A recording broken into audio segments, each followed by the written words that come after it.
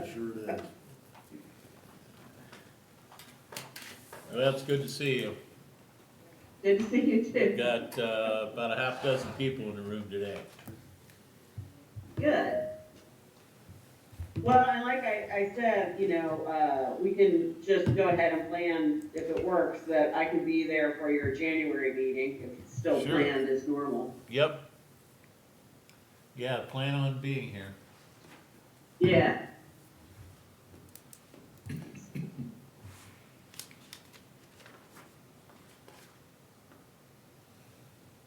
Hey Lucas, January, how's your schedule? We got some important things.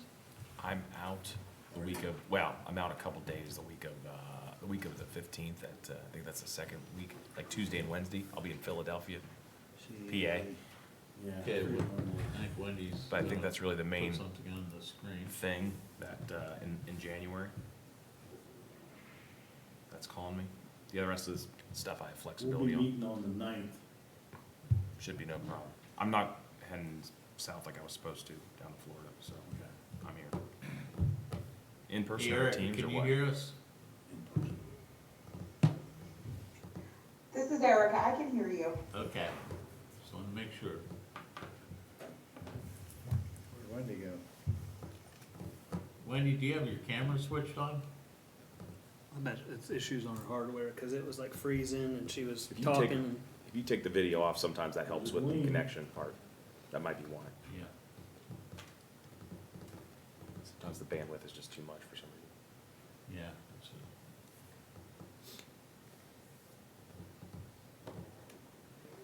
She's leaving. And we're good on our Wi-Fi. No, like she said, sometimes she's gotta log in and out a few times for it to work for Yeah. her. Right.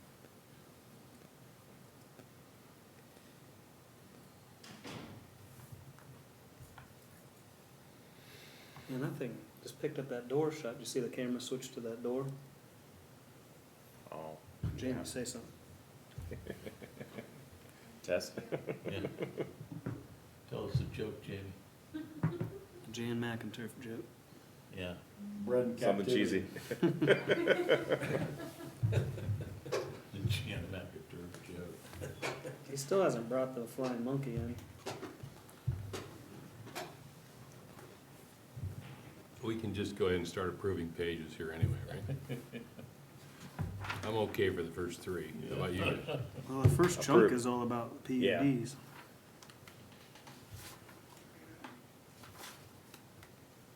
I'm glad you've gone through it, Josh, because I haven't touched it. I went through it the Well, other day. I haven't gone Did you? through it. Did you see anything exciting?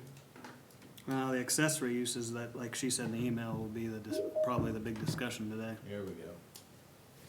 Garages, sheds, swimming pools, that kind of stuff, where are they gonna be allowed? A lot of this stuff she's got You're back. doesn't count towards lot coverage.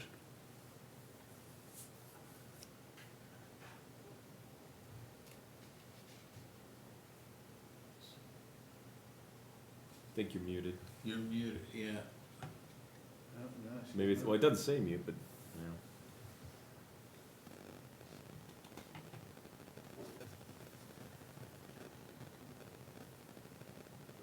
It shows that her mic is open. And it's open on your end, Wendy?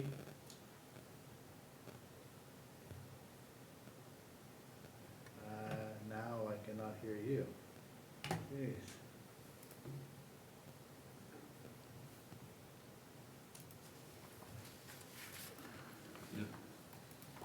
So you can't hear us, Wendy, right? Right. Do sign language. Mama. You're up. I know that.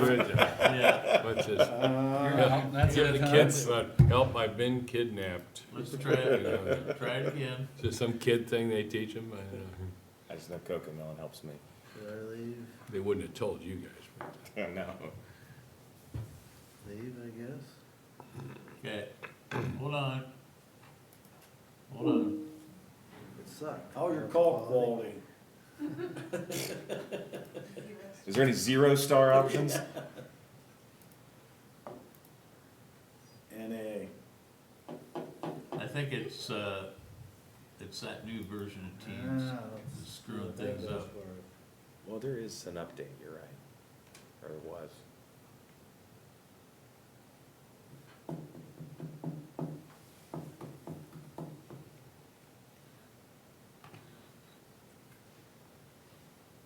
Join the top group.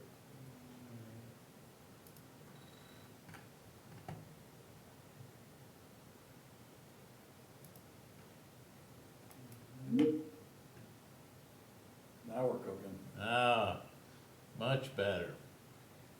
She still can't hear us.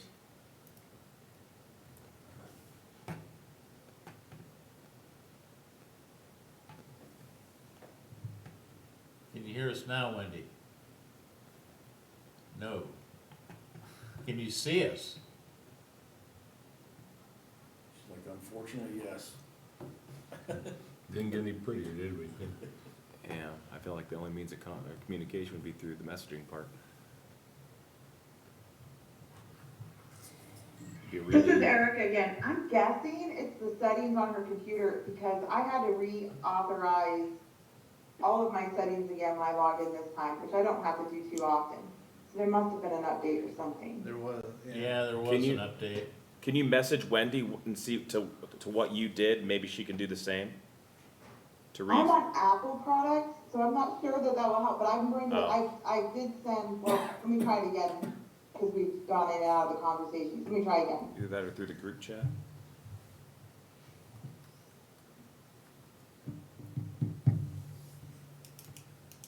or I can do a whole new meeting.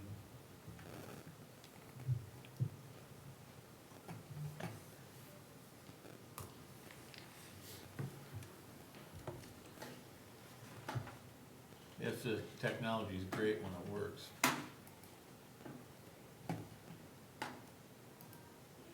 Luke, I got a couple more. Two beers? Two beers. That's sign language. I know that one real good. Two more? It's Use those over not the years. allowing me to use the group chat. It's telling me it's offline. Two more. Yep. That's yes. Yeah. Yeah, that one, use those over the years. Use that a lot at the Browns game. Gosh. Yeah. Another,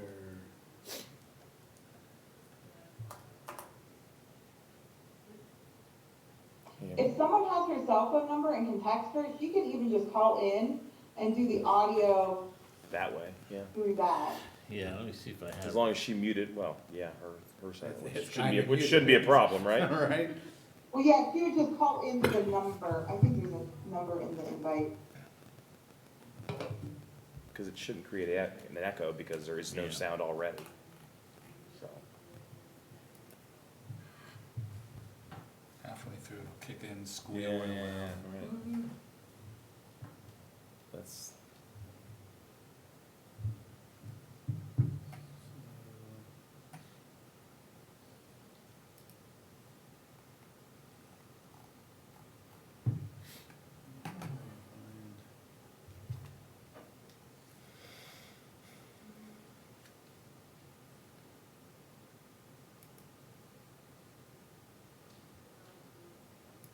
Come on.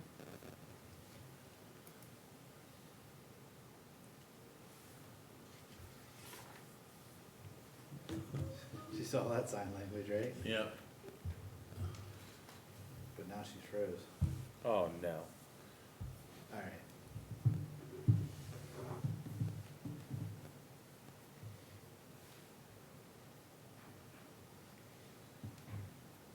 I can still hear everyone Okay. Okay. and see you. That's good to know. He's just gonna start talking about you, Erica. Make it good. Can't guarantee nothing.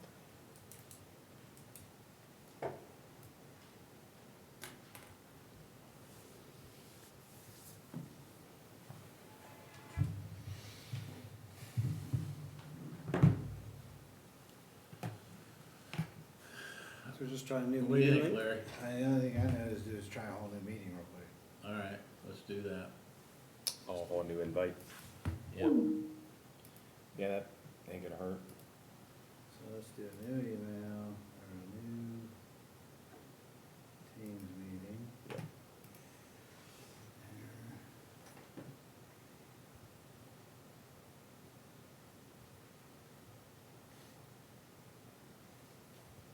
Is there a link with everybody's email that was already on there? Have her check Just so you her know. email.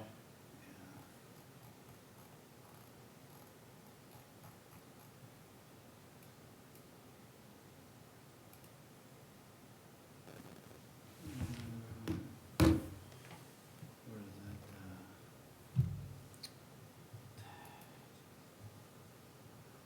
that, Erica's is like sourdough something. Yeah. Right there.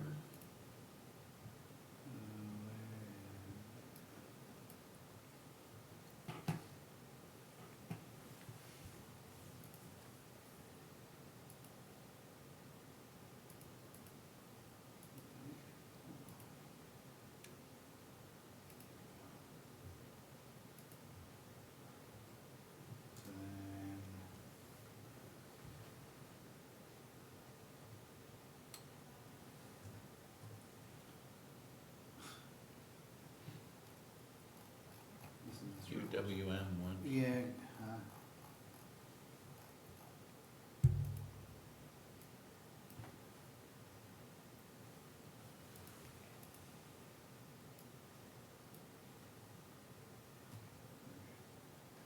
oh, come on.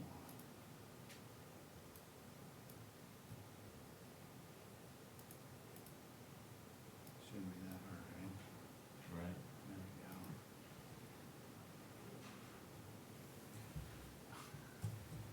There we go. Send, right?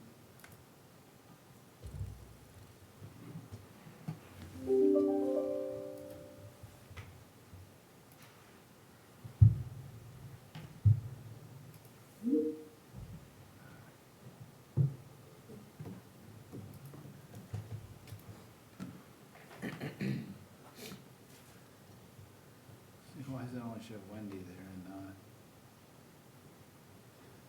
Cause I had Erica in there.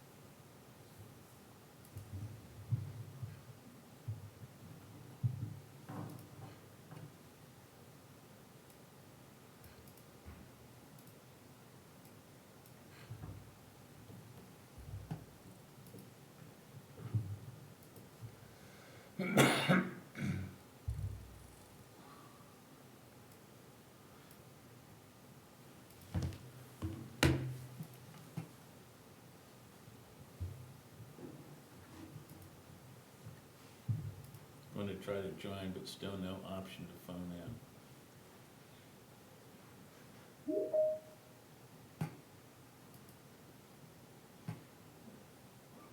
So now where's Erica? Let me text her. Copy link. Oh, can Whoa. you hear me? Yes, Oh, my gosh. It was a bad link or something. painful. Well, now I gotta get Erica. I tell you what, I don't know what it is about Teams, but it's out to get me. We were just talking so high. Well, Diversified Engineering said they cannot get it to work on their computers over Is that there. right? Yeah, Yeah. so it's like so hit and miss. Yeah. We're not there yet. Well, and like I said, I was like, well, I'll Erica's just try it on my regular computer, because it's more powerful, certainly that can do it. But it still won't give me the phone-in option.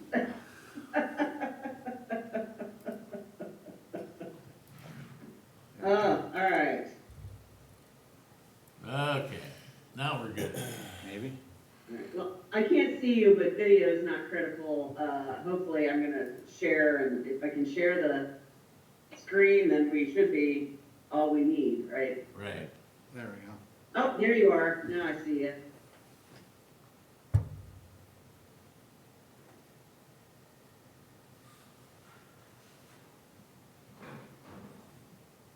there now, Erica?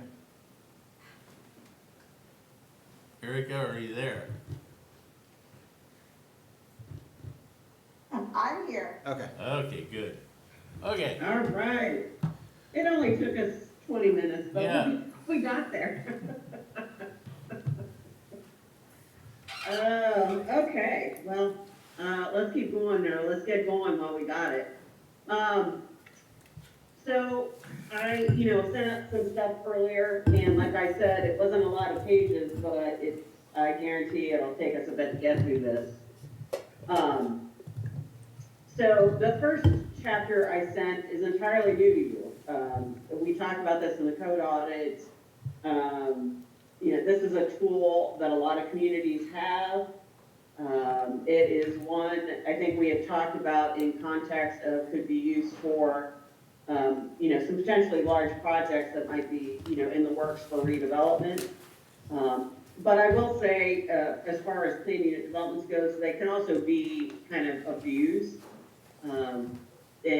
Some of the kind of stories out there are, the city of Dublin, Ohio, where for a long time, everything was done by PUD, which means that, essentially every development has its own zoning district.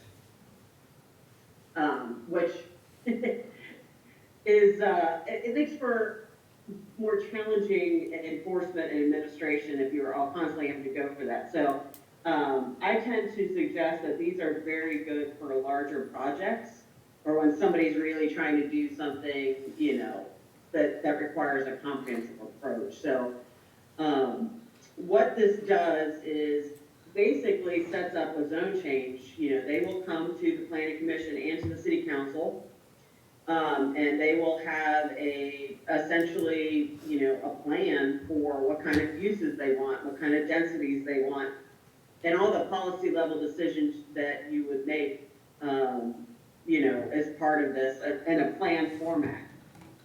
And the city will go through the zoning amendment process, and if they agree with it or have any modifications, they would approve, if they don't like it, they deny. If you approve it though, the preliminary plan that they submit with that becomes attached to that district. And so the only development that can move forward with is that plan, unless they come back through the process and reapply. So it is a district where you will know what is going to be developed at all times. So that's kind of the purpose of that tool.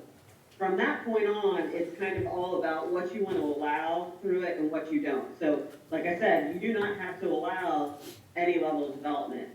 I worked with another community recently where they did not want, because they're trying to promote housing diversity, they didn't want somebody to be able to come in and just do a single family subdivision via planning and development. So the only way you could qualify for it is if you were going to have multiple housing products, beyond just one type of single family and that type of thing. So, keep in mind that we can revise this chapter however you want to allow for considerations of certain things and not for others. So with that, what I did is wrote a scope and applicability.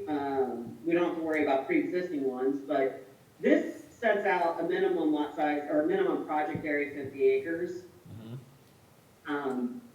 It's still not very big. A lot of subdivisions are that big, but it's not going to be for somebody just doing a little quick infill project.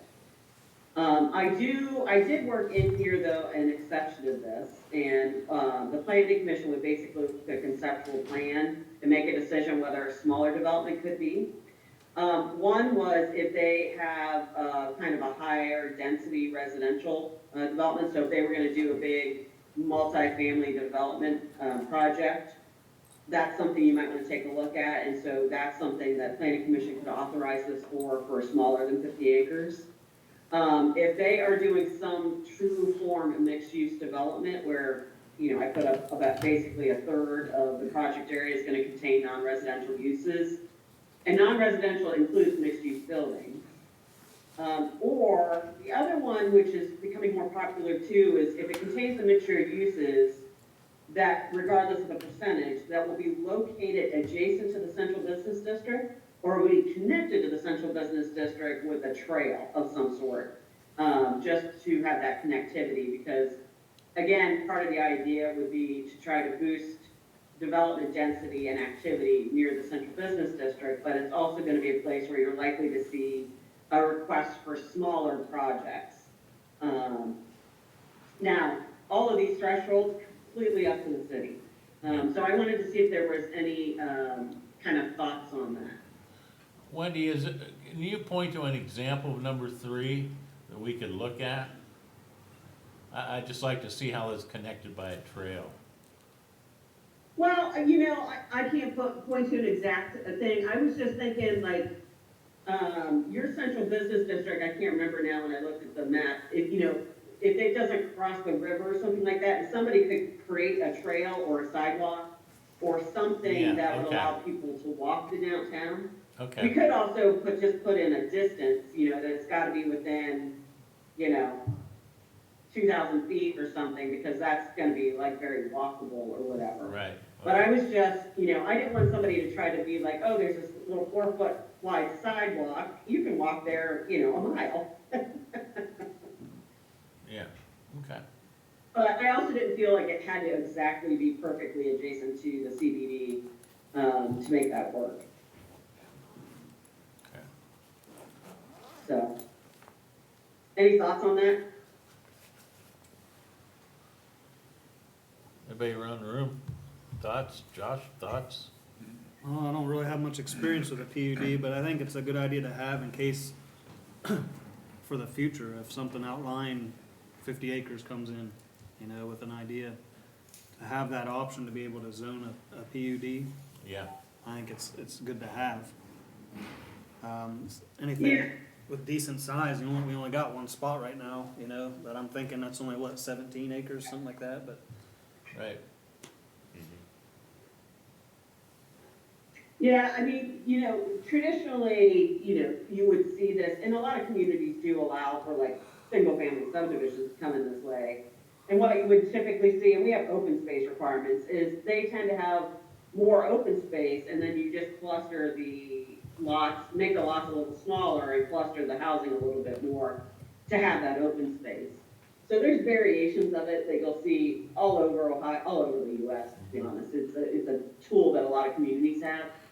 What I was trying to do was to use this, for you in particular, trying to encourage, you know, some consideration of some higher densities, where there's at least a hearing process and a review process that you can look at it on a case-by-case basis and not necessarily say no, yes or no strictly to the density, that you can see how the design and the development opportunity might work within the city in a specific spot. Right. So, and again, that's just something, all of these numbers, you know, are completely, you know, up to you. The Okay. review process, so what this would do is, we're requiring it, or I suggest you require that they at least meet with staff. Because Joshua and, you know, engineer and even the law director may have some specific guidance on that they need to know before they even start the application process. They already have an opportunity if they choose to, as an option to meet with the planning commission, but they don't have to. This is just requiring a pre-application meeting with the staff. They then go with a preliminary development plan that goes along simultaneously with the zoning map amendment. So there's the hearing with planning commission, there's a hearing with council. You are looking at that plan, which is gonna have the densities, it's gonna have the uses, it's gonna have the circulation and all those big policy decisions. If it moves forward and you say, yeah, we approve that, the zoning map gets changed, it becomes a PUD. The PUD preliminary development plan becomes the prevailing plan for development. And then they would come through with a second step of a final development plan review. And that final development plan review is essentially, think of it as, either subdivision, like the subdivision will come through with that process with planning commission, or it essentially becomes like site plan review. I know you don't have site plan review, but it would be for any of the non-residential stuff or where there's no subdivision. The planning commission can look at the finer details of like parking lot layout and some of the things you don't need to act on as a policy level. So they would look at it in more detail and say, yeah, you've shown a development that goes along with the preliminary development plan, approve that, then they get their certificates to build. So the two-step process tends to work best. The second one is just a public meeting, so the major decisions are all made part of the zoning map amendment. And like I said, they can do subdivision of the same process or during the same time frame, since that's going to be reviewed by planning commission at the same time. And then we do have time limits. So I kept along with the similar time limits as you have, as well as kind of what's reasonable for some of these larger developments. With a PUD, what happens if they go past the time limits, either authorized by approval or by this section, is if they, let's say the developer goes defunct and now there's, it's not gonna happen.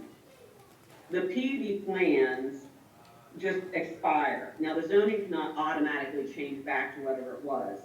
So there's a couple of things. The city can just sit on it as a PUD and let a future person come in and reapply with the development plans.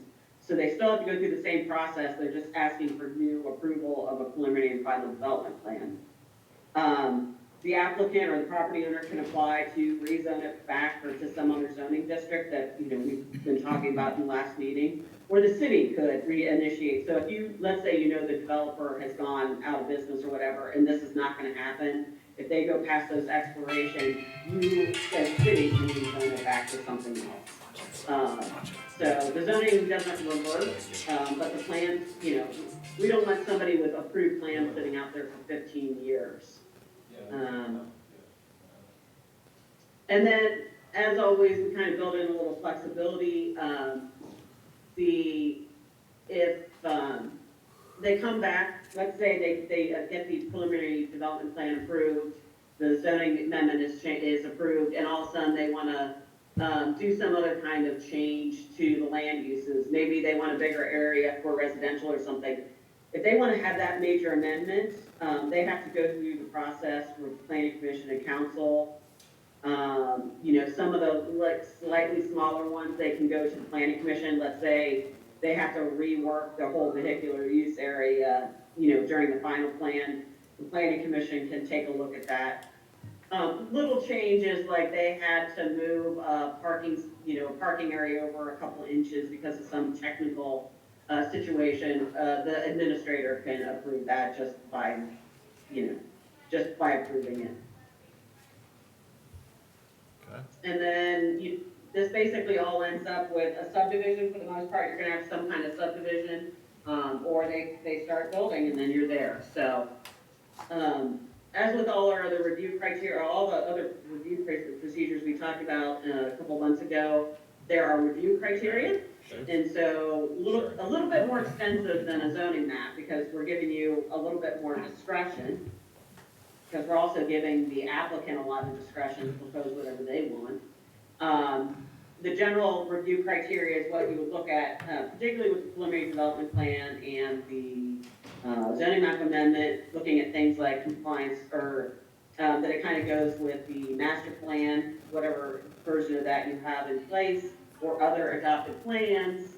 And then a lot of language that is pretty commonplace about looking at the compatibility, looking at how the circulation flows, accessibility to open space, accessibility for pedestrians and bicycles and the like. The final development plan is more of a checkoff, looking at the kind of final details of it. So that's less of a broad-based decision criteria. Questions on that? No, it's pretty comprehensive.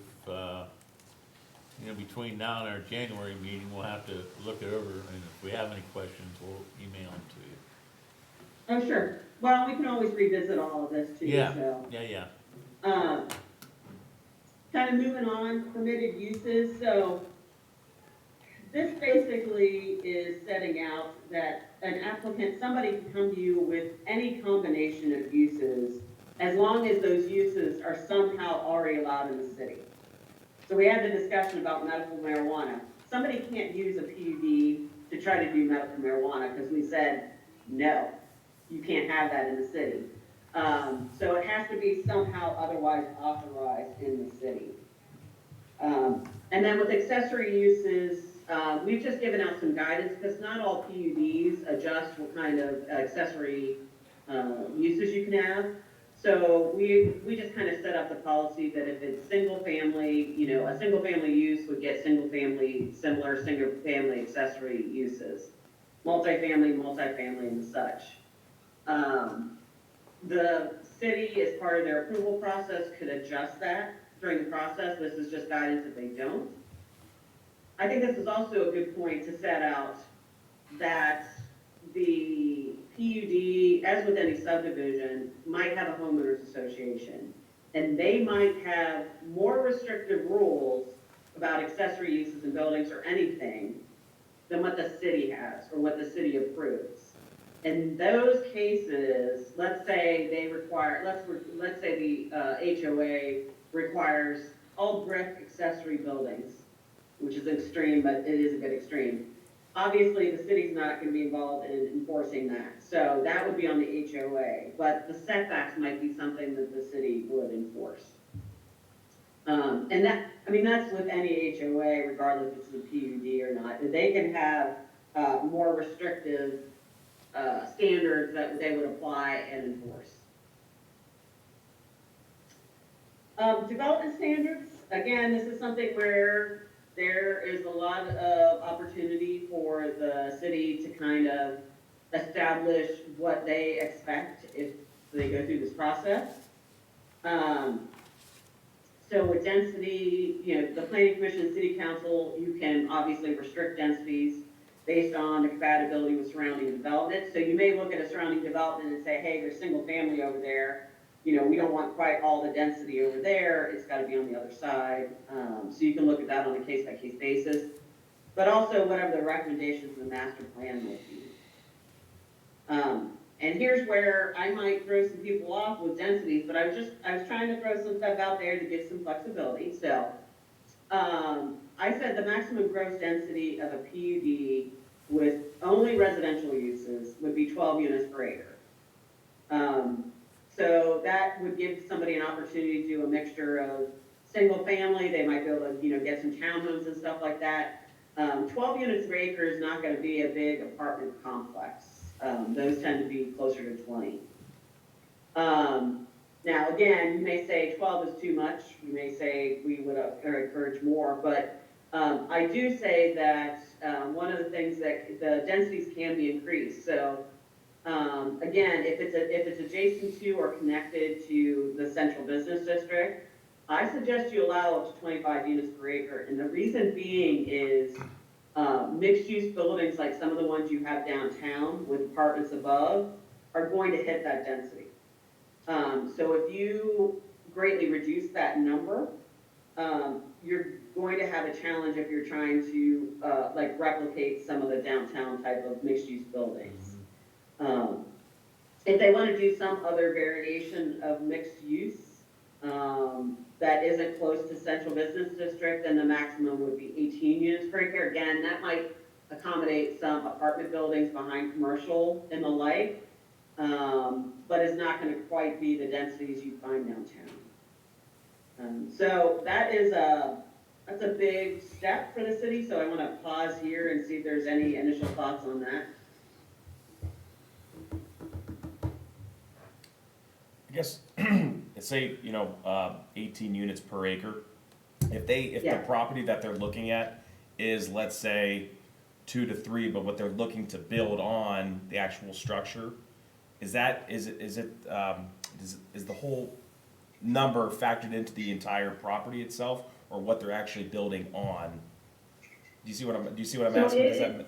Yeah, so it is, gross density is defined as the entire project area. Okay, So if they have 100 acres, it would be, well, so if they have 100 acres, it would be, what, 1,800 units, that's extreme. right, but That would give very large, very dense development, that it's unlikely, but, just easy numbers thing. So if they wanted to do that, but then, like, maybe they wanna do, some of that mixed use in a targeted area, they might have higher density in a part of the development and trail it out as a buffer or whatever. So some areas of that 100 acres might be lower, some might be higher. okay, thank you. But the average across the entire project would be 18 units per acre.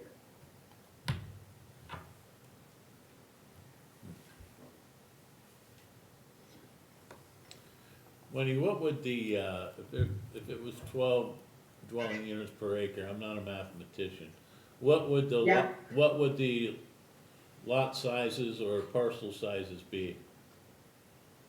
All right, well, I'm gonna give you that here in a second here. Because, so you would have, on 100 acres,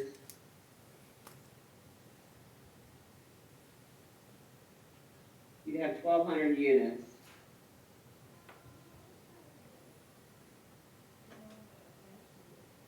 But only about 85 to 87 acres is gonna be developable once you put in, Water, sewer, right away and stuff like roadways, that. yeah. Yeah, all that kind of fun stuff.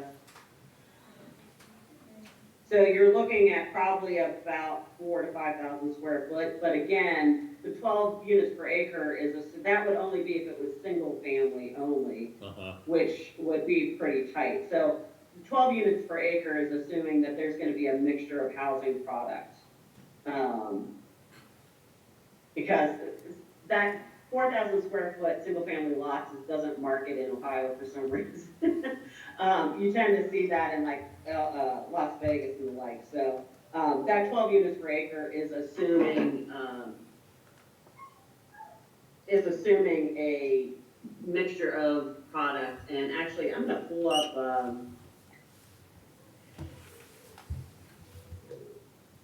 I'm gonna pull up another.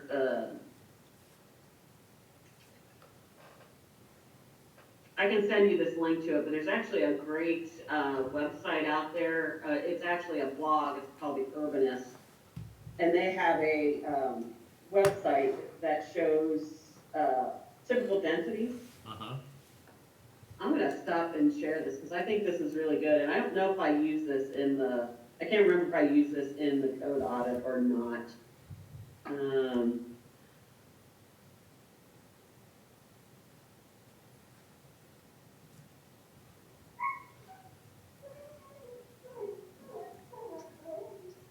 Can you see the website here? Yep. Okay, so this is an example of an almost 10 unit, or 10 dwelling units per acre, single family, which is essentially what the single family you have close to downtown is. And then the lesser, these are kind of examples of 5.5 here. And then as it goes up, you can start to see some of, again, these are all single family. And then when you start to get into the 10 or more is when you start to see more of a mixture of, this is a good example I've used before. This up here is 18 units per acre, but you can see no single family. Right. So they've got duplexes, they've got townhomes, they've got some apartment buildings.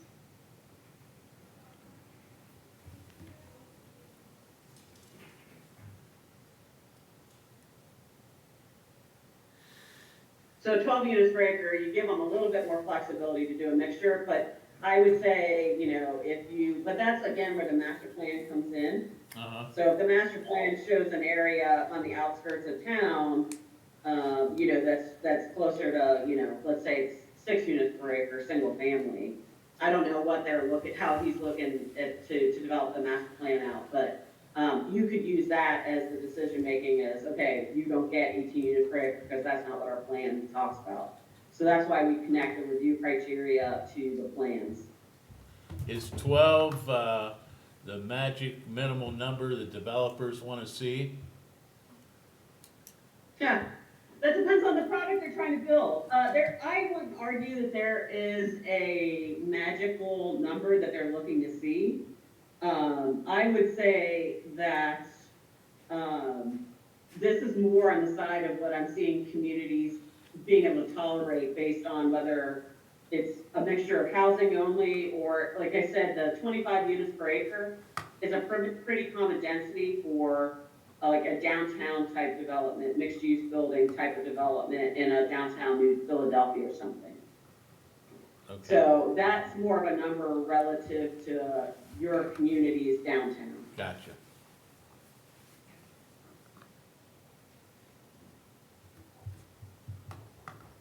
Now, again, if you had a developer coming in with single-family development only, they're gonna build what's marketable, and that 12 units per acre is not marketable as a single-family development in Ohio.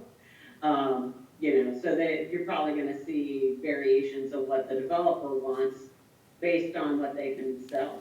Yeah, And again, I can send you the link to this visualizing density to, give you some more thoughts on that, and we can always revisit that. yeah, I appreciate that. I think it's a lot easier to think of densities when you're looking at it. Sometimes lately I will, send out like a Word document that has like Google Earth view of the city, so New Philadelphia, and some sample blocks, so you have a feel for what the actual density is, in your current city blocks, because I think a lot of people, overestimate what they are, or don't understand that, oh, they're actually much higher than you think it is. Right. Okay. Okay. Let me go back to share the.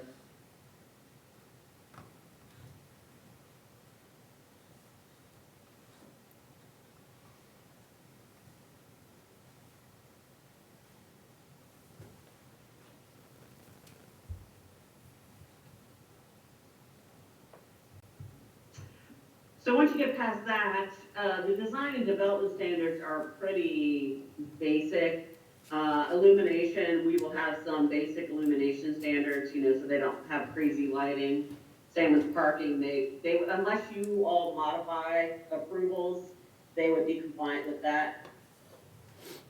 Landscaping, unless you modify it, they'd have to meet all the landscaping requirements and screening requirements. We do require that, like, the common open spaces be landscaped, and that, things like, you can look at how it is to comparable adjacent properties. They screen the outdoor storage. Signs, basically, they're subject to the sign chapter. However, one of the things that I suggest is that, if they come in with a big development that has a lot of non-residential development, if they want to come in as part of the PUD and have a sign master plan, that they could do that, and in return, they could get a little extra signage, because they might need it to advertise the development, so they might have a development size sign, but it also just gives them a little bit of a incentive to do a development-wide sign package. Development, layout, vehicular access points, and the circulation plans. Again, this is just best practices of, making sure that you're minimizing conflict. Circulation, if you have any adopted sidewalk or like trail plans, you can tie it to that, or regional bicycle plans that we mentioned. You can, request that they put those in as an improvement. Obviously, subdivision compliance in streets, they have to meet all those. And then here comes the big thing, the amount of open space required. So they don't get away with just, using up every speck of land. And what I did is try to kind of go to what some communities do when they require, open space is they want quote unquote usable open space. So, one of the things we try to do is look at, or, one of the things this tries to do is look at what's the density they're proposing, balance with how much open space they have to give and how much of that has to be improved with something, and then we define it. So the lower the density, the more open space we encourage, and this is pretty, common because but it doesn't have to be improved. So this would allow for some clustering and doing some of that kind of thing, but you've got kind of some open land areas. The higher the density that you go, the more improved spaces you have to provide. So we even have information on areas counted towards improved open space.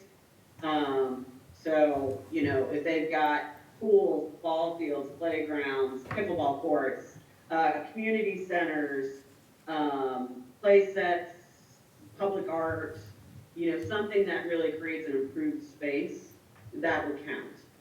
Versus, general open space might be, things like, they preserve the natural areas. Maybe it's like by the river or something like that, and they preserve some walking areas around the river or whatever.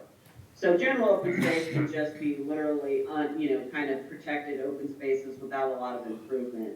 Because the higher density you go, the more you want tighter, active spaces rather than just open green spaces. So that's kind of the approach here. I need to upgrade these photos, but again, the idea is that the more density you have, the less open space you need, but the more it has to be improved.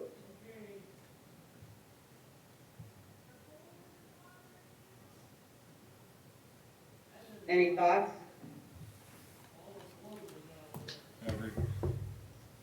No. Apparently not, so go ahead. Okay.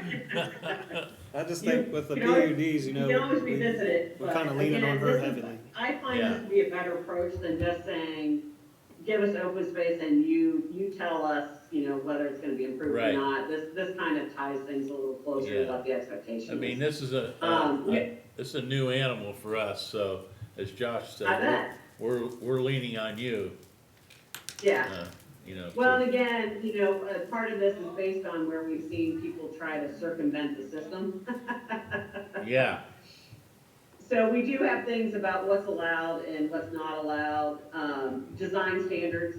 The point of these design standards is the last thing we want is basically somebody coming in using the PUD and then preserving open space that is essentially the worst part of the property, like unusable, it's not pretty, but hey, it's open space, this is meant to protect the city and give you some, ability to, get some quality open space without necessarily having to create it yourself. right, yeah, And then the final section of this is how is that, open space protected? And so basically, the first priority is that they, basically see if the city wants it. And so you get the first shot at it. Now, if it's something, a playground or something, and you're like, we just don't have the ability to maintain this, you aren't required to take it and dedicate it for the public use. We're just saying, you get a shot at it. right, If the city chooses not to accept it, then it's gotta be preserved through a conservation easement that can be controlled by some, basically, it could be a conservation easement granted to the city, the county, state, park district, a land trust, or other kind of organization that the planning commission law director approve of. So it wouldn't be a conservation easement under the control of a homeowners association. It would be a third party. And then the other option is it would be maintained in perpetuity, on the deed, but controlled by the property owners association. So the deed recorded as you can't build on it or anything like that, but the homeowners association or property owners association would be responsible for maintaining it. So this is kind of the common approaches to open space. It's either city, it's either conservation easement, or it's controlled by the HOA. okay.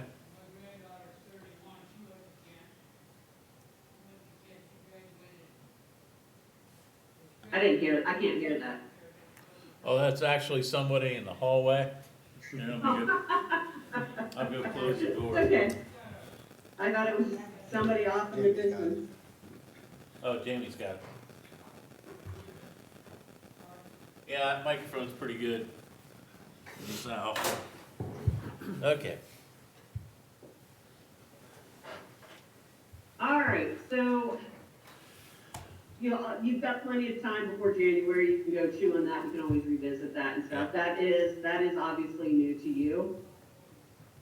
And now we get into the fun one, accessory and temporary uses.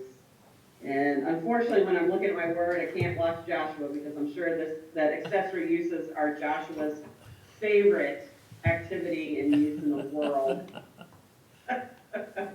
He has a big smile on his face.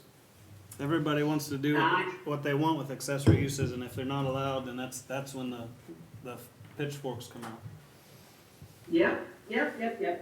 Yeah, it's also one, I'll tell you, of all the chapters we're gonna look at, once we get past this one, it's usually easy, smooth riding, because, I have just found that accessory uses are challenging for every community. This is gonna be the chapter that the actual residents use the most, and will wanna know what they're allowed to do with the most, so, I don't know if it's good news or bad news. I mean, you have provisions for, several, typical accessory uses, but you don't have a lot of rules or guidance that is clear. So hopefully we cleared this up. But that gives us a lot of ability to kind of really write the rules that you want. But also, what I tried to do was fill that out a little bit more and give some more regulations for other common accessory uses for both residential and non-residential that have come into play in a lot of other communities. So with that, let's talk about accessory uses here. Under general provisions, here's the big one, especially in a kind of an urban setting where a lot of times you have side lots. Accessory uses and structures shall be constructed on the same lot as principal use that it serves.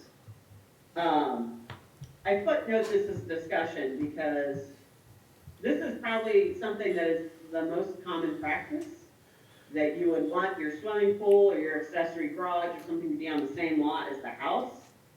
So they can't sell off a lot with an accessory or a swimming pool or a detached garage. However, again, it can be challenging, because you'll have a side lot that can be split off. So, this is where communities will tell somebody, okay, you can do it on that second lot, but you have to combine the lots. Basically record that the other lot can't be sold without it. So I want to throw that out there because that's kind of a critical discussion about whether or not, how strong you want to be about accessory uses being on entirely separate lots. I like having it on the same lot. What we run into, we do that now, we make them combine. Because it is a very common thing that our office sees. What I don't want to have is to allow it on a separate lot, and then you got someone putting a single stall garage on this lot, on the next lot, on the next lot, and then they're using it as storage when they're eating up 3 lots, even if they own them all. It's just starting to turn the neighborhood. Right. It's getting away from the general purpose of the neighborhood, in my opinion, so I would prefer to keep an accessory structure on that lot. If they own multiple lots, we do what we do now, was make them combine. Okay. We run into that a lot, and another thing that goes along with that, I'd like to see language in this one, because we don't allow for building across property lines. We use this, mostly the setbacks take care of that requirement. But if we could have something in there that says, just blatantly cannot build across property lines, because we do that with fences. Things just have turned into a mess with a couple of situations, I guess I could say. Swimming pool crossing 2 lines, a shed crossing 2 lines, and then that they want to sell, and then you've got that back parcel with a building, covering those property lines. So, I mean, is that solved by, like, being upfront that it has to be built on the same lot? And if you have two lots, or it's built across a lot line, that you basically formally combine those lots into a single lot? Yeah, and I mean, I think any structure is usually taken care of easily by us explaining that, you know, the setback requirements apply to your lot, even if you own both of them. Because a lot of people are like, well, I own Right. both those lots, I want to build on whatever I want. Our fences is what kind of comes into it, because we don't have a setback requirement for fences, which I'm not a fan of. I took a perfect picture a couple of months ago. I'd love to share. We got a new privacy Yeah. fence that touches neighbors' awnings, because that's right where the property line is. But I guess, I mean, I know we're not the only town that does that, but we get realtors all the time. I've never heard that before. You can't build across the property line, but I would think that it would be fairly common, unless I'm just totally wrong on that. Well, you're right. No, you're 100% right that most communities don't want you building across lot lines. I know it's happened in the past, but I think that, and maybe it comes down to how do we define, same lot. It's not same lot, it's literally it's not same lot and we're building it across, because then it'll look like we can't sell that other property. It's that if you want to build it, if they were to come to you and say, I want to build it, and it's gonna, my 10-foot setback is from my other lot's lot line, then I think this number 2 is what you keep coming back to. And I mean, I can put stronger language in there that says, basically it has to be on the same lot. If utilizing a side lot or building across lot lines, then the lots have to be combined into a singular lot.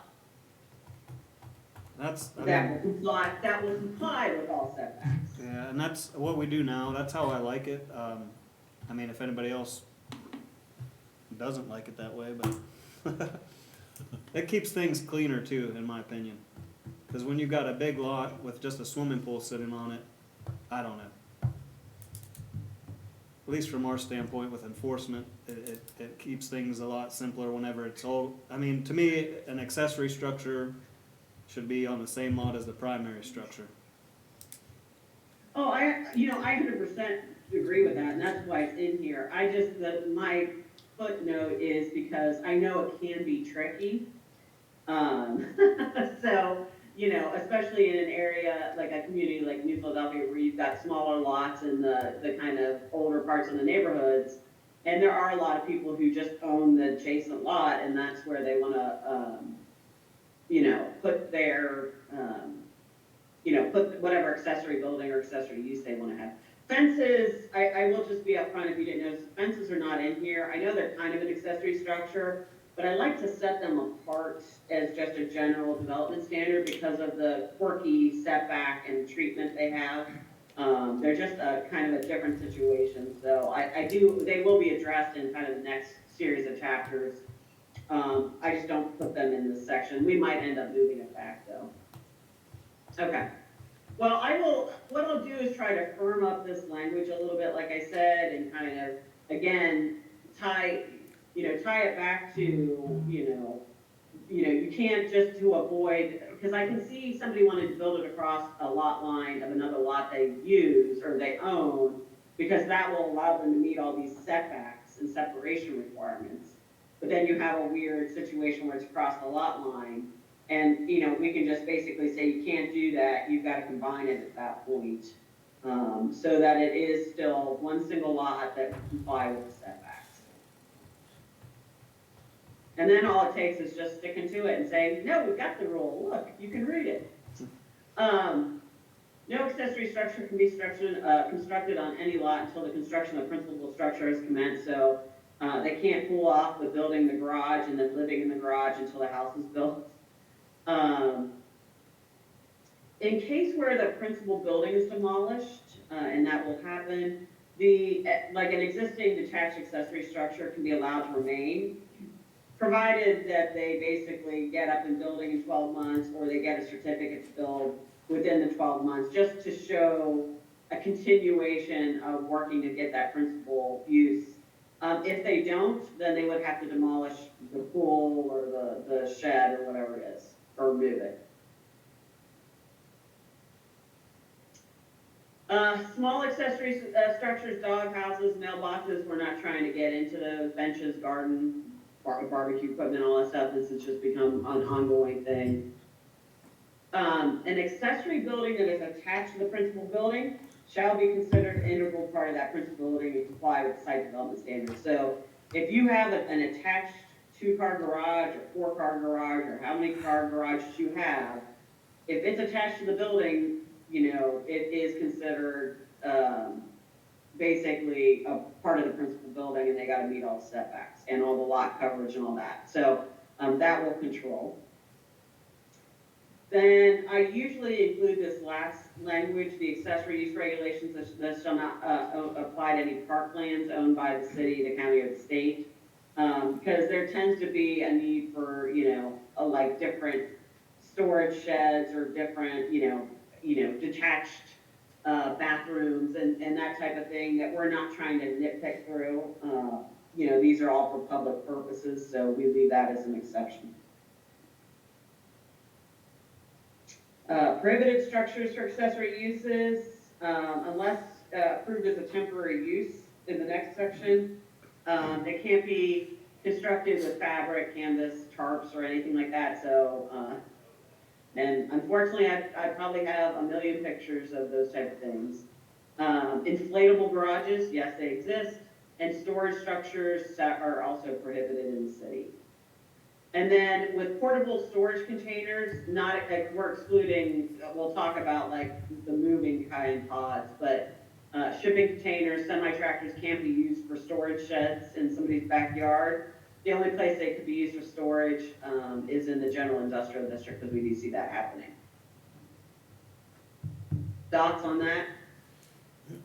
Again, quirky language that I've learned has come in handy in other communities. Oh, yeah, we've had calls for, for, storage containers in backyards that we've already just said no. Yeah.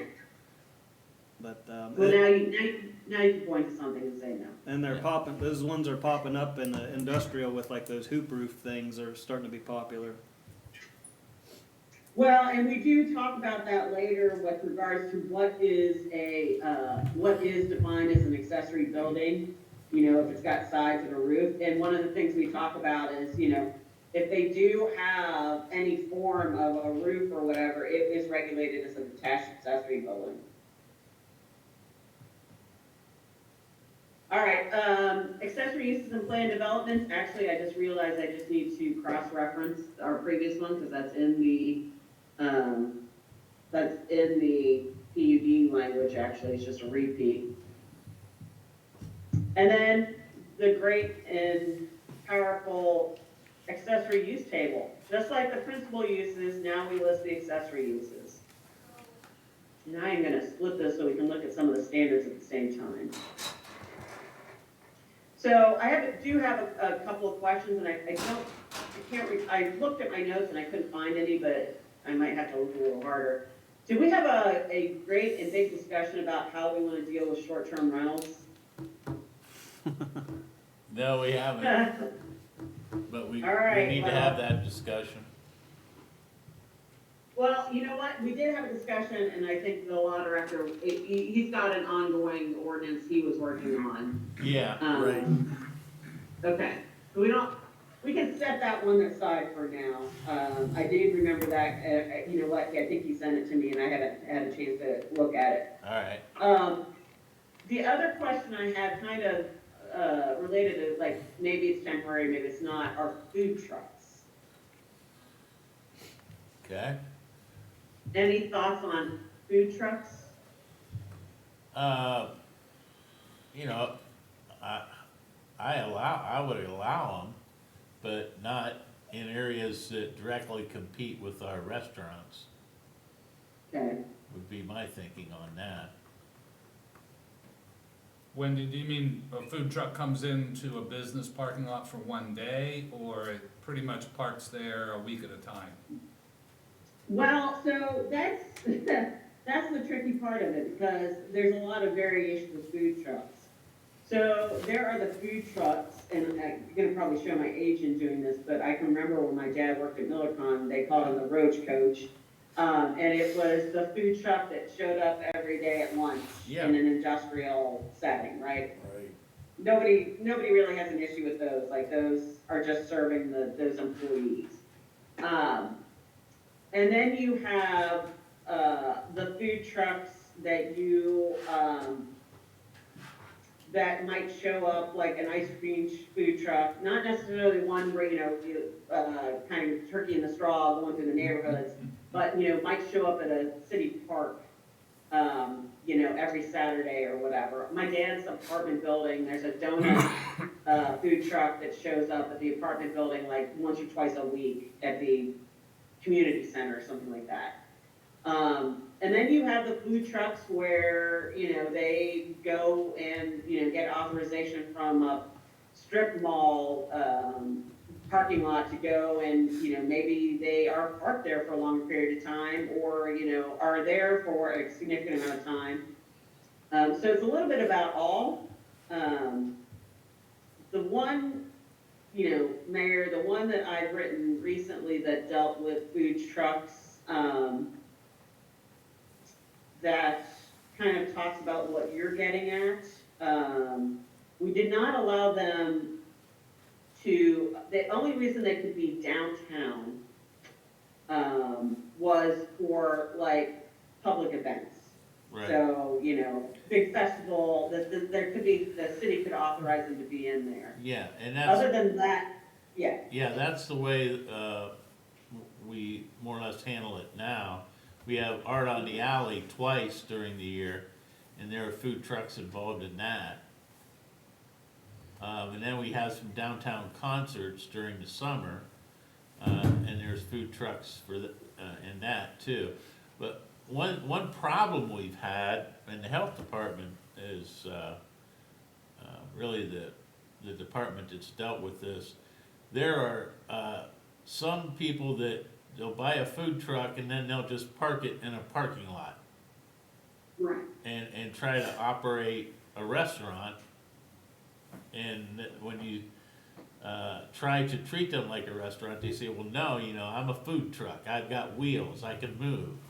Well, health regulations say you have to move so many feet, I think, in a week's time to be considered a food truck. So we've been playing that game with them too. Well, how I about think- lightning signs? That's what I was just gonna say, that's what we need to watch ourselves with. If we don't want it, DeRusso's will sit up there for a week and, Yeah. some baked potatoes or something there now. I don't know, I don't know, and then, we always had Miller's Creamery, but it was stationary, but what's this other guy down there now? Is he stationary that's down there where Miller's Yeah. Creamery Yeah. was? You know what I'm saying? Well, that's what's becoming popular, like in Cleveland, like, Mr. Sexton brought up. There's Yeah. vacant lots now where they're starting to, that's the main thing for that lot is different food trucks Wow. will set up for a whole season. Yeah, well, Tuscarawas, they've got an area mapped out now, it's a food truck park, So do where we, food trucks will Right. come and park for the entire summer. is that kind of what you're asking? Can we have like a zone for that? Or are we talking just the individuals in the parking lots? So what I'm asking is, how do you want to allow them? And because I can write the rules however you want to. Right. So like hearing what your issues are with some of them helps, but also hearing this, like you said, maybe there's a zoning district, maybe out in the regional business district out by the highway, it wouldn't be so bad if, a couple of them wanted to, assemble in a parking lot, a designated parking lot, once a day or whatever it is, versus in other areas, maybe in the, you wouldn't necessarily want them in the office area or something like that. So, there's food trucks are like short-term rentals. There's no perfect way to write them. It's Yeah, all about, how you want to accommodate them, if you want to accommodate them. You could say, we just don't want to deal with them. Or at least you don't want them parking anywhere, in any of your business districts. but it's also about the administrative part of this, because at some point there is a, you know, the easiest way to administer it or enforce it is if you have some kind of, you know, certificate of zoning compliance so you can keep track of it, as best you can. So you know when somebody is like, you know, being problematic and be like, you know, where's your certificate? And if you don't have it, that's an easier way to enforce it.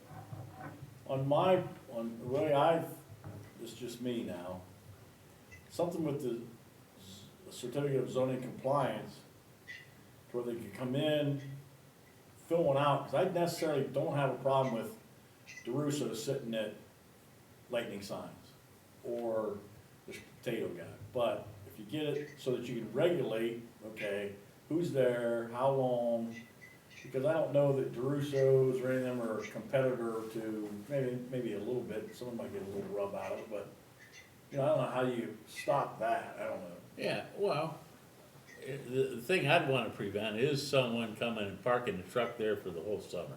Right, Well, we Yeah. got the Hispanic ones by Quick Print and, over by the old TV2 on Tusk Avenue that are like permanent. Right, And well, that's accessory to that. those are the two that have been giving the health department fits, because they know how far they can go and not be considered restaurant. a restaurant. And I think it's becoming more popular, because we've had a couple calls, a lady out of Yurksville area said she's gonna start one instead of an actual restaurant. Yes. And then she can stay here for a couple of weeks, she can go to a different town for a few weeks. Right, Well, I know even at Miller's, they made them move that off the site for, I forget, one day, yeah, you know, because it was not a permanent thing, you know, what I mean, they Right. move it off of there. They ended That up was something. installing a sign, there's a sign there too that wasn't that permanent. What's That that? Miller's Creamery had a sign stuck in the ground. Yeah, but they had to move that off of that site, so I don't know. Yeah, so, you know, so one of the examples, like I said, I was thinking of one recently, again, we kind of use the zoning as the kind of starting discussion point. And so the downtown became the most protected space, food truck wise. The only time food trucks could be downtown was during public events, like, you know, city, so events. Because then they tend to not be competing with the restaurants, you know, all year long. And right, then in other districts, they are allowed on then it comes down to a timing basis. So, you know, it's not so bad for, again, if you are in the industrial districts and you have food truck classification, let's call it, you know, class 1, if that one is just, you know, every day at lunch, 2 hours, it's there and then it's gone. It's, you know, it's just, you know, serving one use. That's one level.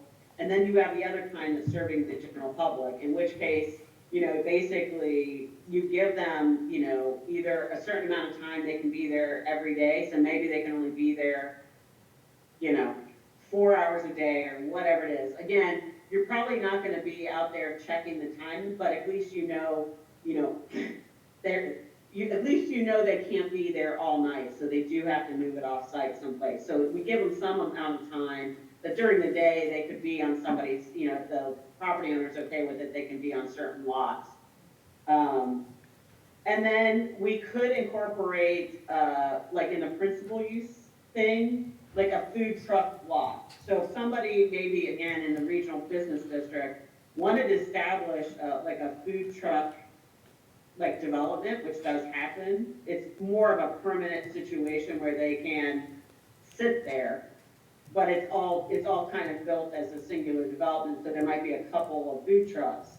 We could do that as a more permanent activity. mhm,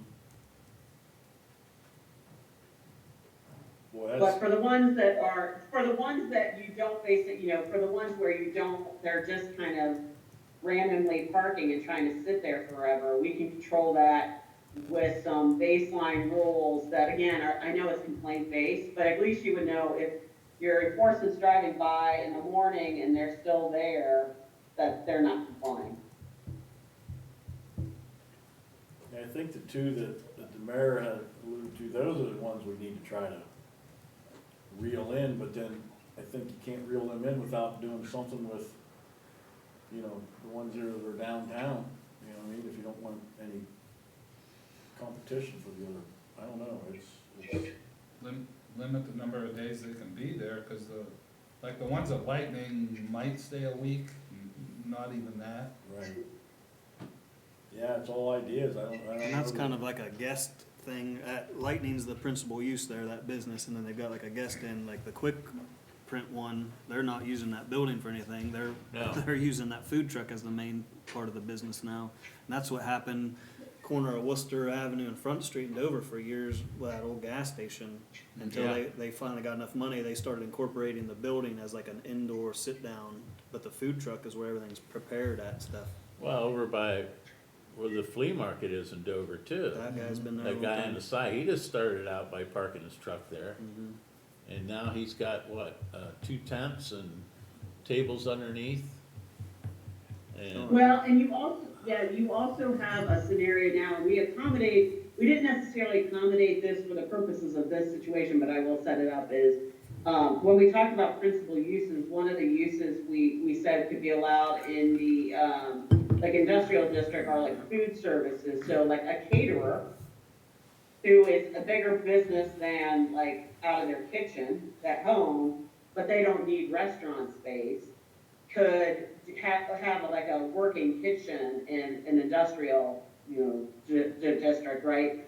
Well, we're seeing that there are some, restaurants that will set up like that and then use food trucks to deliver it, like ghost kitchens.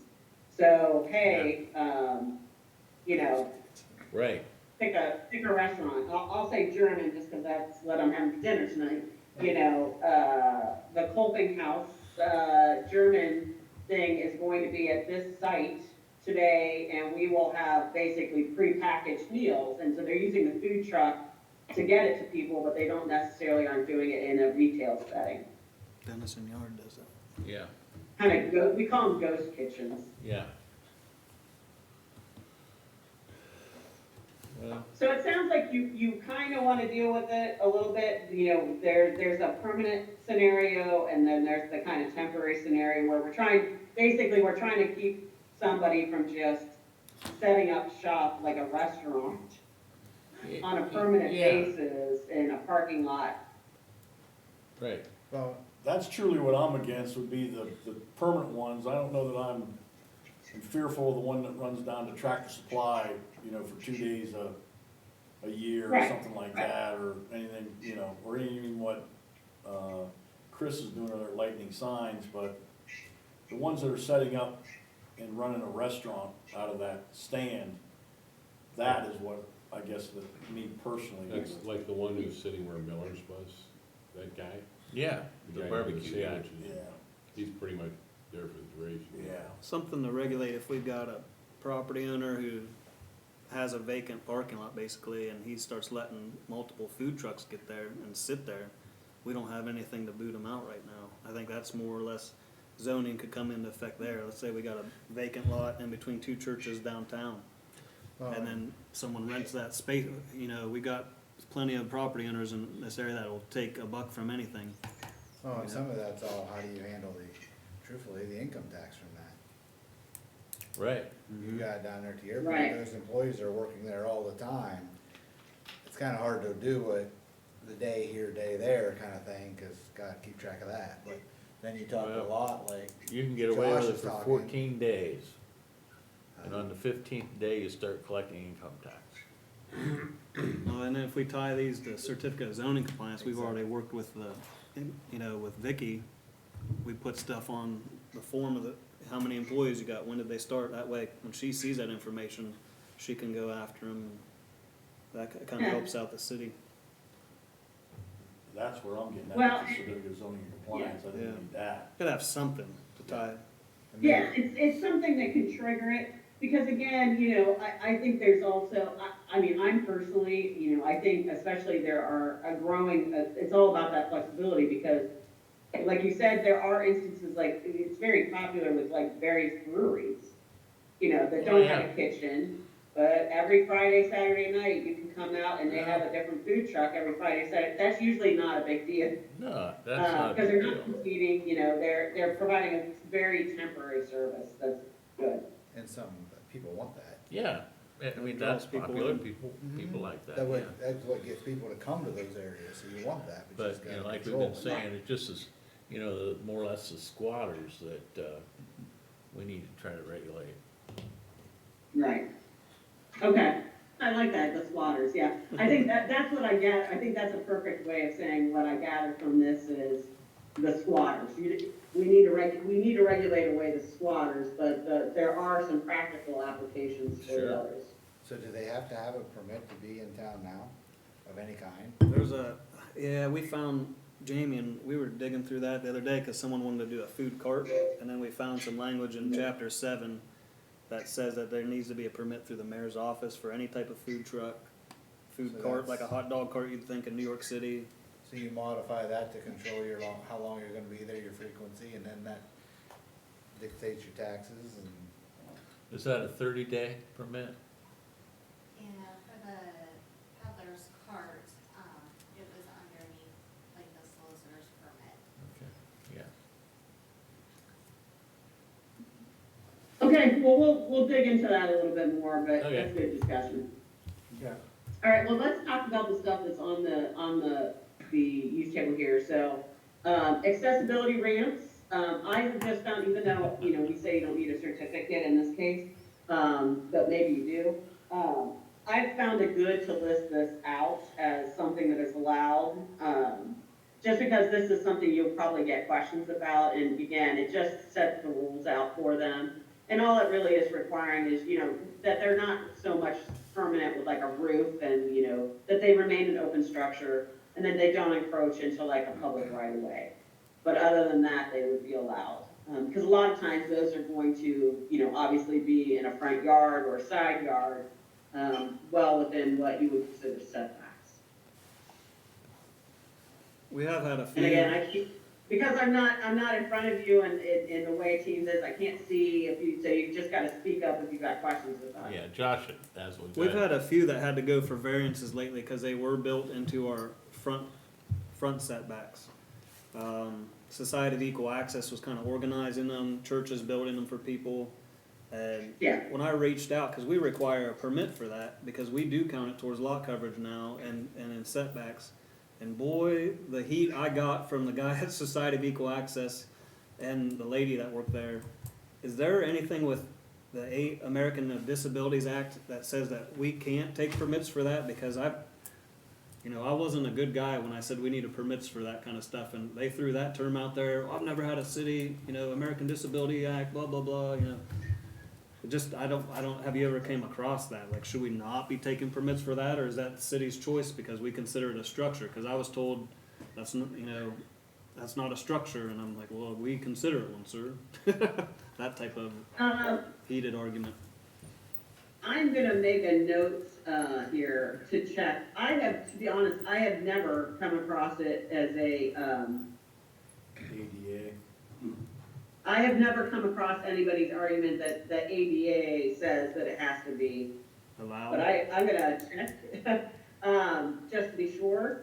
But I will say, I definitely consider them structure. I think most people consider them structure. I don't think it's necessarily bad to require, there are communities that require a zoning certificate, so that's why I'm like struggling to see where it's ADA. But I think provided, again, this is saying, we're not really trying to prevent them. We're saying they can be in a front yard, they can be in a side yard. So they're not like an accessory building per se. And it wouldn't be subject to any particular setbacks, just to keep them out of the right of way. And they can't be roofed. So they aren't, that kind of massing and stuff like that. So, I would make the argument that this provides some flexibility even if you require a certificate. Now, I think the question of lot coverage, is a bigger question we need to have. Because I think, when I was kind of been working forward on the next sections and talking about lot coverage, the question comes up is, what do you count as lot coverage? Because there's the obvious buildings, yes. Some people or some communities don't necessarily count depending on the purpose behind their lot coverage, don't necessarily count pavement, and then others do if it's stormwater related, so I see both ways. And then there's the in-between, like decks. You know, decks often have the ability for water to go through them, so they're not necessarily a pervious surface, so are they problematic compared to a paved patio? Or, again, these accessibility ramps, a lot of times they are, you know, even if they are metal, a lot of times they're elevated, so there's still, you know, grass underneath to, you know, assume the stormwater. Yeah, and we're kinda opposite. We don't count, blacktop or concrete, but we count decks and that type of thing. So we're actually opposite as far as the pervious. So you're counting the buildings and structures, but not pavement. Correct, like you could concrete your whole yard. But that's something we wanna look at because of stormwater stuff, if I'm not mistaken, right? Yeah, but I'm just saying, Yeah. right But now, now- what we got on the books right now is you can concrete your whole yard and paint it green. And Good idea. Well, and you know, again, the structural kind of thing is like, what about a swimming pool? Do you count that? That's an accessory structure. If it's above, let's say above ground swimming pool, yes, is that count towards your lot coverage? Okay. yes. Basically, anything that takes up space on a lot, we count because it's taking up space on the lot. So, this is a good little pause here to discuss something that's gonna be coming out in the next chapter that we'll discuss in January, is how do you wanna approach lot coverage? Do you wanna focus on, you know, what we call impervious surfaces, so permanent buildings, pavement and the like, but pervious surface like gravel areas, maybe decks if they're designed the right way, anything that allows water to penetrate quickly to the ground would be exclusive. Like how do you, I know you're saying how you do it, but I wanna know is, what is your priority when looking at lot coverage moving forward?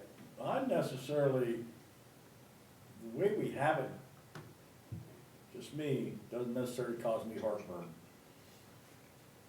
You know, as far as counting a deck or counting, you know, now if we need to make some tweaks as far as if you have a concrete slab out back that's 20 by 20, we feel we need to count that, but I don't necessarily have a problem with counting a deck. But Okay. Josh Well, can talk to it and more the- than I can. and- Well, I And kinda that's agree why with I that. like this column in here that says, what are we counting, you know, towards, the lot coverage? So this makes it very easy to say yes or no to certain things. And you aren't, you know, the way you do it isn't necessarily wrong or anything, like I said, it's just kind of what you're looking at. When it comes to like paving your entire yard, we could look at that as a different way, as, no, we don't count pavement or patios towards lot coverage. But the last thing we want you to do is to entirely pave your front yard. And so a lot of times, we will have like maximum driveway widths, and then, you know, maximum, you know, front yard coverage of kind of pavement or stuff. So, you know, you'll be forced to have some landscaping in your front. I think when we get back to talking about patios, porches, and decks, I think I did incorporate a setback from the lot lines for patios, just because that's a common practice, is to not allow you to go completely lot line to lot line. So, you know, you just don't have any clear rules on that, so that's why I kind of threw it in their discussion, but, if you're comfortable with how you do it now, I think we just clean up what counts and what doesn't. No, Wendy, I like your idea there of not necessarily seeing a front yard, the whole width of just say a 25-foot house and it's all just blacktopped or all, and everybody can pull in the front like, you know, look like, I don't know what you look like, but, you know, I'm just, without saying anything, just having that whole thing. I think, I'm not necessarily opposed to putting some parameters on it, because I see a couple houses that are like that the whole front yard is just, and it's nice, it's stamped concrete, looks great, but is that really what we want for the next house and the next house and the next house? Probably not. So I would say, I would like to see something built in to have some parameters to which to fall in. And I necessarily am okay with, also with a concrete patio in the back not being right up to the next one. You know, I don't have a problem with having a setback on that either necessarily, but that's just me. I don't think it's, if I recall what I wrote, I think it's like a 5-foot setback. So Yeah, you still can get a lot of pavement in your backyard. right. Not that somebody would wanna do that. So, okay. Didn't you say that Well, you let's- worked with a town where they kind of reversed the wording on it, where each residential lot had to have like 20%, like undeveloped, basically, like had to have a certain percentage of open ground to absorb the water? Cause that's, I mean, Yeah, if we got I everything have covered, that- it's coming out to Yeah, the I have streets. had communities that have, in fact, I didn't write it this way, I just came across one recently when I was doing, kind of looking at some best practices of different things, and I happened to catch this. It's getting to that point, like you're saying, they had a minimum requirement of lots that had to be landscaped, and it wasn't very big, it was like 10% or something. But it was weird how they did it, because they looked at lot coverage with everything, pavement and all, and so they were basically, the maximum lot coverage was like 85%. And then they had the added language that 15% of the lot had to be landscaped or natural, and I was like, well, okay, that's the same thing, just said two different ways. So, we could say from a lot coverage standpoint, it's buildings and structures, because we don't want somebody to be able to put 15 different storage sheds all shoved in their backyard. So by looking at structures and buildings, we're minimizing that. But we're not worried about pavement so far as you have, you could pave almost all of your lot except, maybe a third of your front yard has to remain landscaped, and then in the back it's a smaller percent, maybe it's 10% or something. I like where you're going with that. I like that. So that way you get, again, I think patios and stuff, if you're really concerned about, stormwater and stuff, you can encourage things like the pervious pavers and stuff, but, if it's more of an appearance of, somebody paving, all of their yard, we've got different ways to get at that. Okay. All What do right, you let think me, about that, Josh? I think we gotta have so we'll have something with some we'll have the open ground. minimum lot coverage of buildings and structures, and a minimum lot coverage of landscaping and natural area. Just because we live in, with the hills, the water, we have a worse problem with water than a whole flat community, in my opinion. And we got a guy right now who's suing his neighbor because they put a new driveway in, now all the water's running over to his side, that's common for us to hear. Yeah, you mentioned that. You had mentioned that last time. I think you kind of shared that story.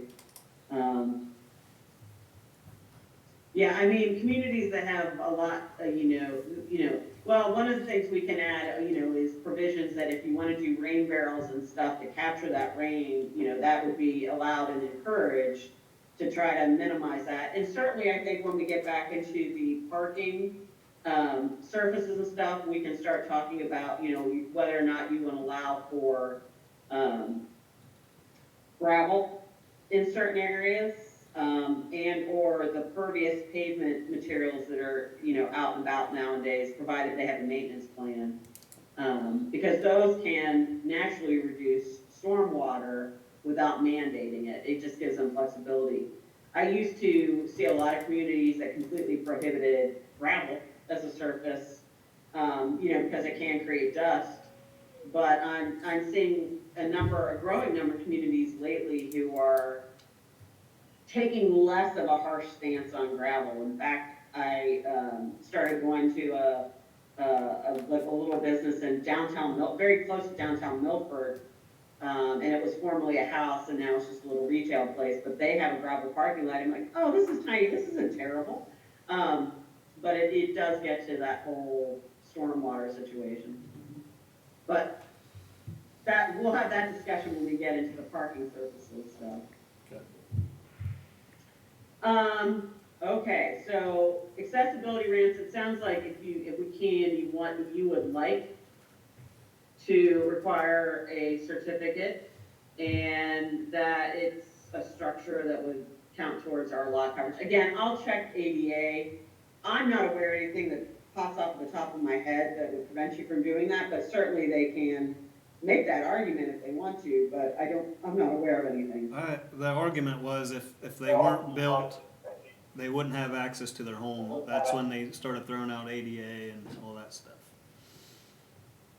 Well, if I think here, with this argument, we'd say, listen, we're giving you access, like, again, this is just saying, you can have it, just keep it out of the right of way, don't put a roof on it. We just wanna know where it is, and, so that's why we're requiring your certificate, and we do count that towards your lot coverage, you can always get a variance. Now, down the line, if it becomes like everybody needs a variance to do it, you might rethink whether or not that's part of lot coverage. Yeah, I couldn't imagine the ADA, argument because of the fact that, what is it, Dick, 12-to-1 or something with that slope you gotta have or something like that? So I can't imagine if they say, Yeah. that ends up in the middle of the road, so you gotta let me have it because of ADA. I think it was more, Right. why You know do what they I'm need a saying? permit? Because if we say no to the permit, that means they can't get into their house. But That's what I'm they- saying though, to get in their house to get a 12-to-1 pit, you may be in the middle of the road on some of these places. Right, yeah, or if I it's a can't corner, imagine it being ADA. if it's a just corner says- lot and it's blocking view. Yeah, go ahead, yep, because you gotta have access, and all of a sudden you're in the middle of Second Street or something. I don't think Right. I don't think it's written like that, I wouldn't think so. Well, that's why I was just asking if she knew anything. That's what was Yeah, I would thrown at bet me. not. Not off the top of my head, because again, if anything, this is saying, listen, we acknowledge that this is different than a porch or a stoop or whatever. Like, this is a necessity, this is a necessity. And that's why, in part, I've always included it lately, because it's very unclear. And a lot of people used to classify these as stoops, which couldn't be in the front yard, or couldn't be in the required front yard, and that could cause problems if you've got deep setbacks, so. If anything, we're saying, we don't have a problem with it being in the front yard setback, but don't put it in the street.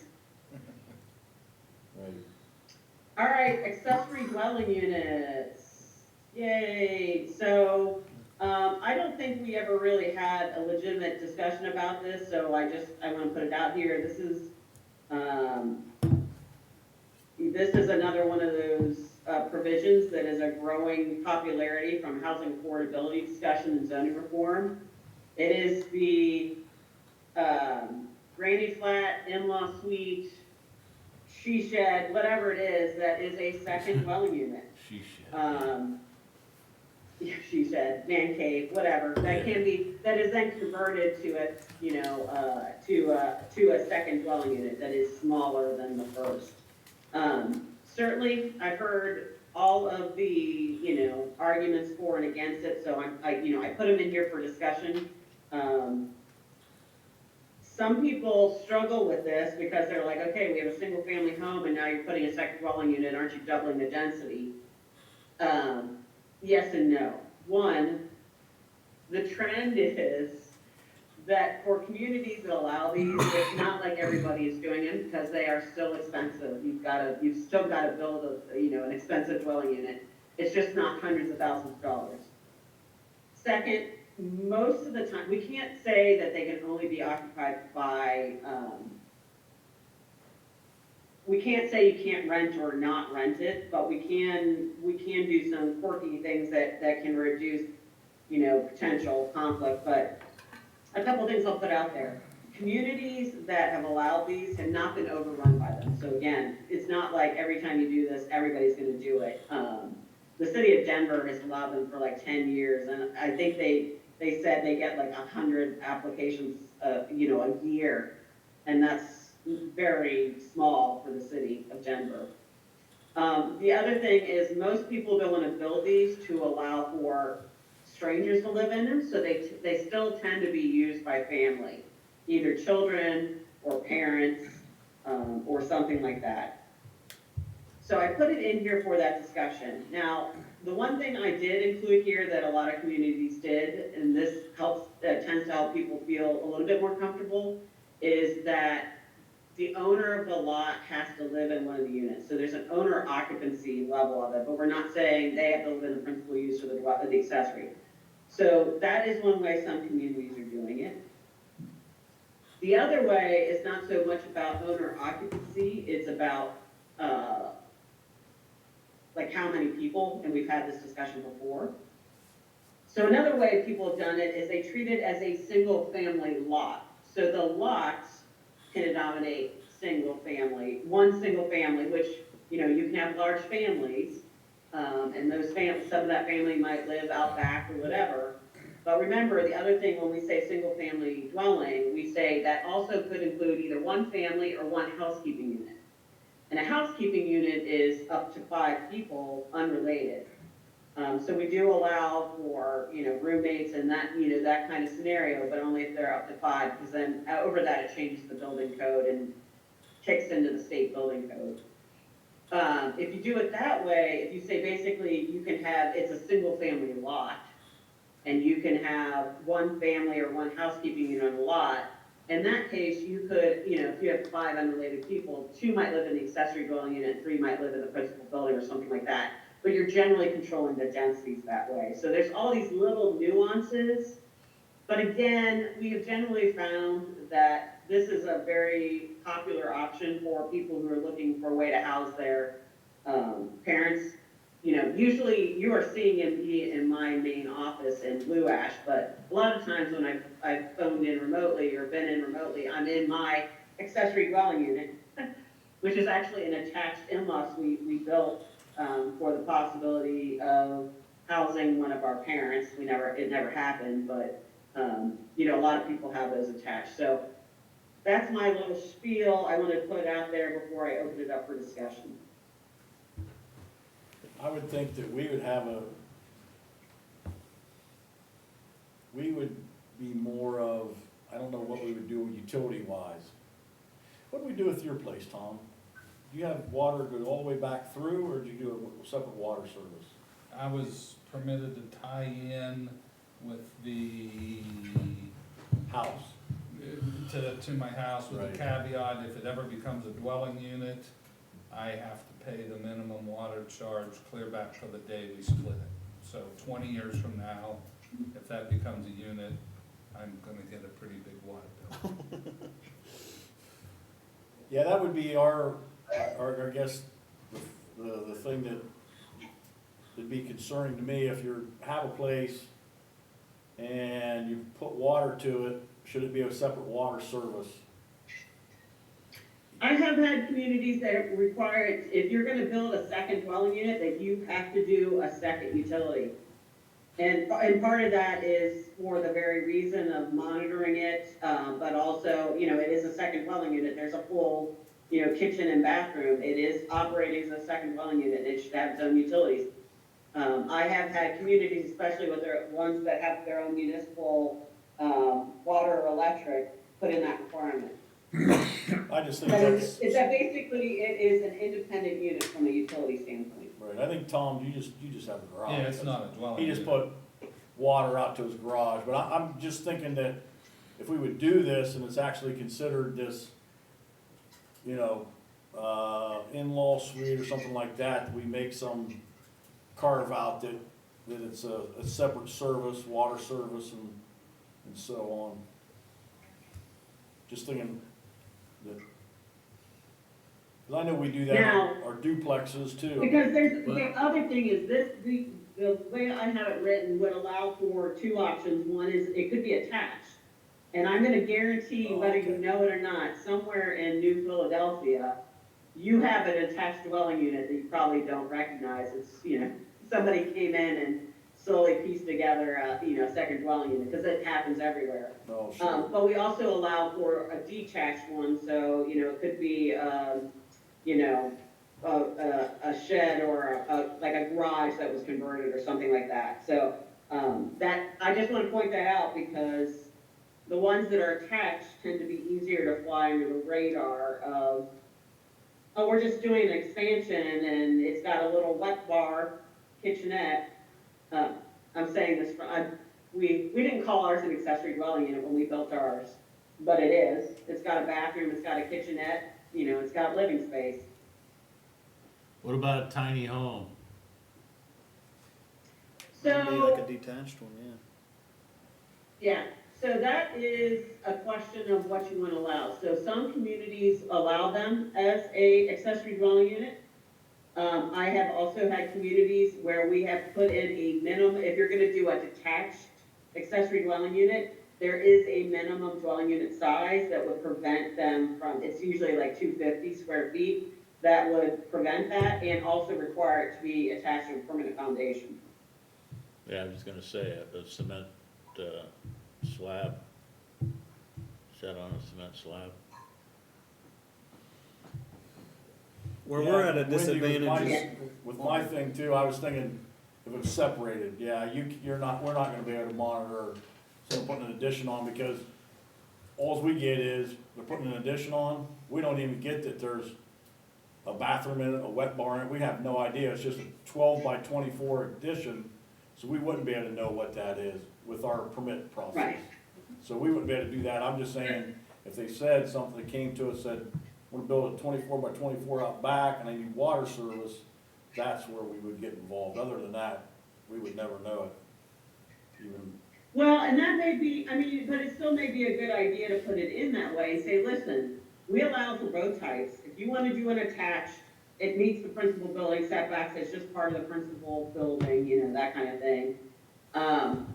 If it's detached, then it requires its own separate utility, so you're kind of set up for that. So we can, I mean, we can make distinctions between attached and attached. Okay, I think that would be what you would wanna do. right. I agree with that.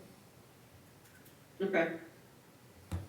But generally, are you, I mean, if I can deal with the tiny homes and the utilities, is generally, do you feel like accessory dwelling units is a good option for New Philadelphia? In certain areas, yeah, 'cause Yeah. we've got certain areas that would be up in arms about it, but I mean, the areas Yeah, where I- we wanna add density to, I think, in my opinion, I mean, you're adding density that way. So again, this is one that sometimes takes education, and again, this is another one of those things that there's no clear right or wrong way to do it, it's really about policy and acceptance. But it is, from a standpoint of all the things we've been discussing about trying to open up some affordability options, it has become a very popular thing, you know, for housing parents and children that come back, you know, and are adults and they want a little bit more separate space. We're seeing that a little bit more, that's probably what we see it used for the most than somebody trying to create a second, you know, rental unit in their backyard. Right. Do you like the idea of requiring that the owner live in one of the dwelling units? So you have the owner occupancy instead of 2 rental units? I do, but I do. I'm just one person. Yeah, if the intent is you're trying to take care of a family member, yeah, you should be in one of the 2 units and they're in the other one, that's the concept, so, yeah. I mean, you can't really get away with saying the only people that can live in there are Right, family, right. but this one way gives somebody an option that if like they wanna rent it to a friend or something, they can, you know, you don't have to get into that. But at least you have the owner occupancy, and so you've got an owner that's living there, and you might have a rental unit, or you might have family. But owner occupancy tends to be an easier pill to swallow than the potential for 2 rental units. Especially with like institutional investors that are buying up neighborhoods to rent all of them. This would prevent those institutional investors from putting, you know, if they buy up a block or something to rent out, you know, all of the homes, they would not be able to have accessory dwelling units to rent out as well. They just wouldn't be able to do that. What if they're already there? Yeah. All right, well, we're coming up on 3, we're 4 minutes away from 3, and as I promised, we weren't gonna get through this. I have an antenna question. I knew it. Yeah, is there a question? I knew it. So the amateur radio antennas, there's not a lot of people Oh, yeah. that do that. I know a place in, Josh, do you know, it's 2 houses behind Metropolitan Housing. He's an internet provider, has a tower attached to his house right there. It's on Second Street Southwest. I dealt with a We different dealt one, with not one down on Miller Miller. Avenue. Okay. Oh, yeah. He It's brought like, should it just say amateur radio or like all communications? Cause technology-wise, you don't know what's, I would think we'd have fewer antennas technology-wise, but you never know. Yeah. Well, so the reason why I put this in here is this is how the federal FCC describes ham radio, they're protected. Okay. which, essentially, the reason why I added in here is this is one of those ones that's a protected use. Yep, So I just go ahead and put it in there saying you can have a ham radio because the FCC says you have to be allowed to have ham radios. No. And so we might as well be upfront that you can do it, and here's the basic rules we're allowed to have. yeah, we found that So out. that's the Tom, only reason, on that is one. the only reason I put that in here, and it's not to open it up to any other technologies. This is just one peculiar thing that I have learned over, the course of a couple of years or decades that, the federal government protects. Interesting. Yeah, we found that out on the one down on 12th and Miller, that It was a height thing, Yeah. but they were allowed federally to go higher than what we were gonna allow them, so he wasn't a jerk about it. Yeah. He showed me all that information I didn't know. yeah, yep. Yeah. Good time. Well, and it's the same with satellite dishes. I mean, I didn't find any rules for satellite dishes in your code, but, I put it in there that anything under a meter is allowed by law, like by federal law. So all your direct dish TVs and stuff like that, I mean, we encourage them to be in the side and the rear if they can, but if they need to put it on the front of their building, they can do it. Right. So, okay, so, your next regular scheduled meeting I have is January 9th. Yes, ma'am. Is that correct? All right, well, I will, I've got it in my calendar and I will plan to be there. Okay, And great. I'll send some more stuff, but we'll just keep going on. Yeah. I got one last quick one. Yep, Accessory dwelling units, K, would the city need to adopt the International Residential Code in order to implement K on that? 'Cause so I would make the argument no. Okay. And this actually came out, that language came out of a community similar to you, where they didn't have it adopted. But what they wanted to have in there was a little bit of teeth. That if somebody tried to take like a storage shed they bought off of Home Depot's lot and stuck it out there and wanted to try to use that for housing, that they would have something to refer to deny them. Or to, basically say you can't do that. So this other community did not adopt the residential building code. They were just using that for teeth to keep somebody from doing something stupid. Does the Ohio Building Code state law not have something that prevents that, like that over umbrellas the whole state? The Ohio Building Code only would exempt 1, 2, and 3. And so that's why it's usually used the residential building code. Or the Ohio Residential Code, I'm sorry. Oh, the Ohio residential, I mean, we could say the Ohio residential code. I'll have to look and see which term, I'm not sure that, There's both, one's for commercial and residential code's kind of your guide for building homes. We don't enforce it here because we're not certified as a city through the state to enforce it. right. Yeah. So that's why, I will confirm the term, but that is, it's not meant for you to be adopted. It's just one of those things, like you wouldn't be necessarily inspecting any of this. But if somebody does this without a permit, you would have at least a trigger to be like, no. That's not, we're looking for an actual dwelling unit that is habitable.